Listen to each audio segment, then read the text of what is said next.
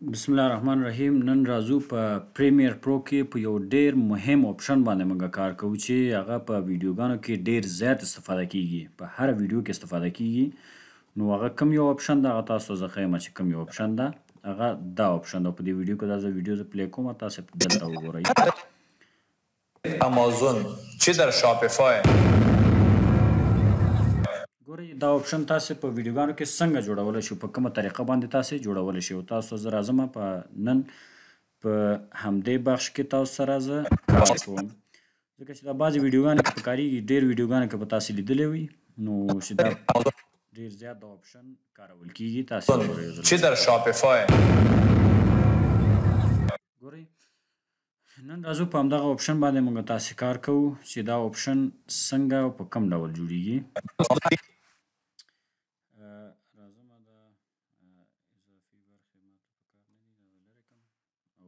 دلته په همدې باندې موږ کار کوو. اوس راځم فرض مثال دغه ویډیو ده، ما سره دا ویډیو ده.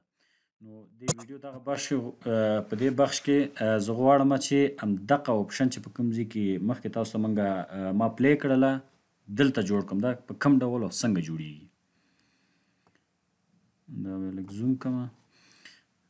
کدام مشکل شده، کدام سوال پیشش آمده، بند مانده باش. دا قضیه کې اوس راځو موږ دا اپشن اپلای کوو. لومړی هر څه نه مخکې به تاسې راشي، دا به څنګه کوي، دې ځای کې تاسې غواړئ چې دا اپلای کوي، دا څنګه کوي، په دې ځای کې دا کټ کوي، دا کټ کوي. کټ هم کو، بیا هغې نه وروسته تاسې څنګه کوئ، راشئ دلته ایکسپورټ فریم د کیمرې نښه چې دا په دې باندې تاسې کلیک وکړئ. چې کلیک هم که دلته تاسې ایمیج سایز تاسې انتخاب کړئ، ایمیج د هغه تاسې انتخاب کړئ، جی پیک موږ انتخابوو، بیا کلیک وکړئ. چې کلیک هم که دا ګوره دا ډایرکټ دلته راځي ښه. نو چې دا دلته راغی دغه ځای نه به دا به راواخلئ، څنګه به یې کړئ، په دې ځای کې به دا پرېږدئ چې دا هم دلته هم ایکسپورټ کړله، دلته هم راوړله. بیا هغې نه وروسته تاسې څنګه کوئ، دا اضافي برخه دې ویډیو څنګه تر دې ځای پورې دا داسې کوئ چې دا هم دې ځای نه لرې کړله، او دا به لږ به زوم کړمه. تاسې اوس څومره غواړئ چې دا څومره باید په څو ثانیې دې دا وي، په څو ثانیې دې دا زوم پاتې شي او فریز پاتې شي. بند مانده باش. زه وایم چې هم دومره بس ده، دومره دې دا څنګه شي، فریز پاتې شي. بند مانده باش.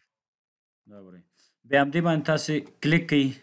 چې کلیک هم کو، بیا هغې نه وروسته تاسې راشئ دلته په دې سرچ کې، په دې افیکټ کې، افیکټ ته راشئ. په افیکټ کې تاسې ولیکئ بلیک اینډ وایټ، بلیک اینډ وایټ، بلیک اینډ وایټ، څنګه دا نه دی، بلیک اینډ وایټ،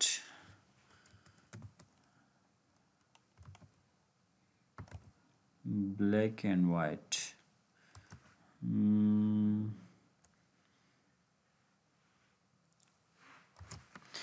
بلیک اینډ وایټ.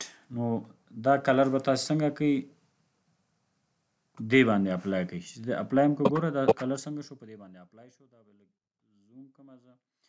نو کلر هم چې دې باندې اپلای کړئ، دا نور هم لږ زوم کړمه چې سم ډول راته ښکاره شي. نو دا هم چې زوم که اوس دې ځای کې زه غواړم چې دا پکچر چې کله دې ځای ته داخلېږي دا باید ماته زوم شي تر اخره پورې، لکه څنګه چې مخکې په ویډیو کې ما تاسو ته وښودله.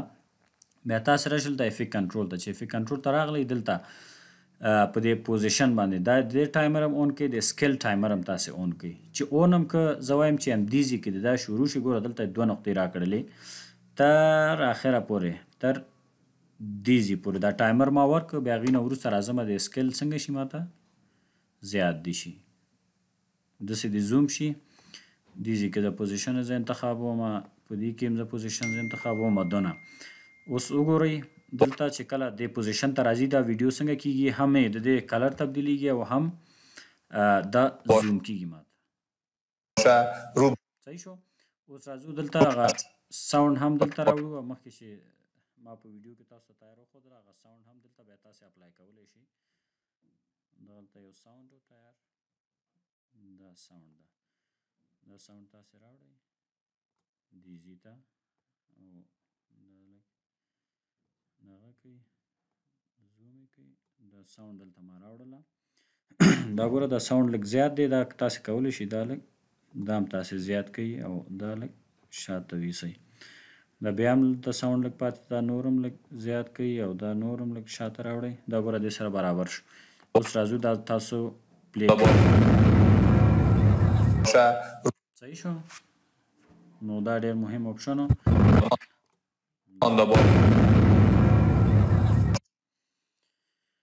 تشکر.